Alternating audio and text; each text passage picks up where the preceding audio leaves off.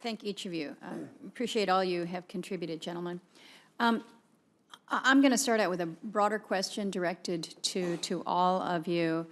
And I appreciate that I think every one of you has referenced the need for a balanced and fair and transparent regulatory approach. I think we all recognize that that benefits all. A lot of discussion about where we are right now when it comes to energy policy and our infrastructure. On the one hand, you have you've got an effort, and it's very, very far over to one side, but it's an effort that would say we have to stop any and all use of fossil fuels altogether, kind of the keep it in the ground approach. On the other hand, you have a direction and approach that says we need to support our cleaner forms of energy, certainly making sure that energy is affordable. We have issues, as you have pointed out, Mr. Kelleher, clearly in the siting of new pipeline and infrastructure. What I'd like to hear from you is what are the issues or the inherent dangers, if you will, if we restrict through our regulatory process here pipeline development, either restricting it or slowing it down.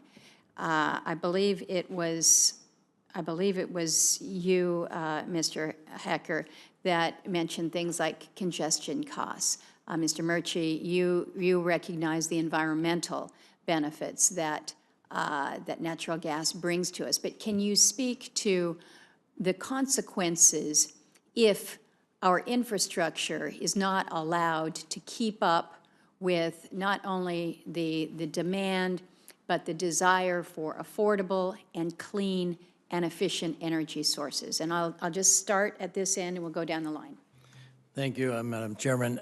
First, I'd like to emphasize that we focus a lot on the generation of electricity. We shouldn't lose sight of the role of natural gas in basic industries, residential heating, and commercial. Generation from natural gas is utilized about a third of natural gas in the United States. Industrial sector uses far more. Residential is at about 17%, 13%, and commercial is at 17%. So for years, natural gas has served markets other than electric generation. It has external benefits to electric generation. When it was not as plentiful and not as low cost as it is today, we were the backup. We were the future for intermittent generation from renewable sources. Clearly, if we make gains on efficiency, that's the fifth fuel. But natural gas supports renewable development in the longer term. But right now, we are achieving significant reductions in emissions. But we are not here to compete with other fuels. The economic choices will make that result. Right now, you've got very low-cost natural gas. We've become an enemy to many because of the benefits of our technology and our capital formation, our production. We building pipelines do not cause the production. Production creates the need for the pipelines. Let me try to keep everybody moving. Mr. Murkowski, I think it was you that said there was a symbiotic relationship between the natural gas and the renewables. Yeah, so as everybody knows, you know, energy demand is not smooth over the course of the day or the course of the year, and if storage is a cheaper way of bridging that gap, as it is with natural gas, then storage is part of that. In electricity, storage is expensive. The cost is coming down, but when you have wind and solar that generate energy when they feel like it, you need backup. And you can cycle up natural gas-fired generation much more easily and, more importantly, safely than you can a baseload coal plant or a baseload nuclear plant. So that's the symbiotic relationship. There's also, there's a cannibalization effect going on. I mean, the lower cost of natural gas has made it more competitive in the electric power market, and so the coal plants that have been shutting down are shutting down because they have become the high-cost way of generating electricity. So the market has worked.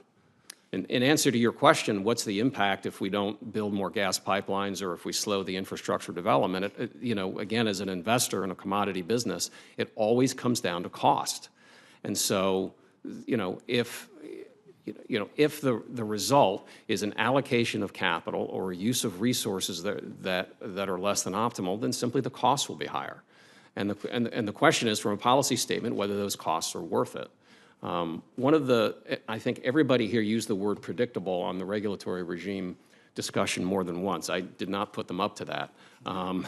But the other cost here is the cost of financing. I was talking to one CEO recently who described a discussion with a staffer, I think, in the prior administration, and they were looking at pipeline tariffs and couldn't understand why they were so expensive because it couldn't possibly cost $3 or $4 a barrel, to move oil 1,500 miles. And he said, well, the cost is the cost of financing the steel in the ground. That 80% of the cost is the financing, the debt and equity that it takes to build that pipeline, not to spin the compressors and to employ the few people that are in the control rooms. I'm almost a minute and a half over my time, and out of respect to my colleagues, I want to be able to turn to them, but know that Mr. Hecker and Mr. Kelleher, I'm coming back to you with that same question. Senator King.